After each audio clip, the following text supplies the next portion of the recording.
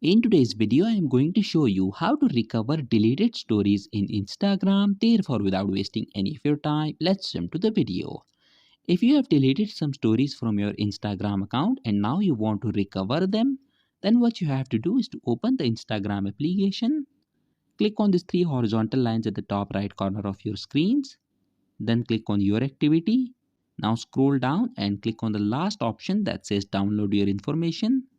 Click on request a download. Then select your Instagram account and click on next. Now select complete copy and tap on the submit request option.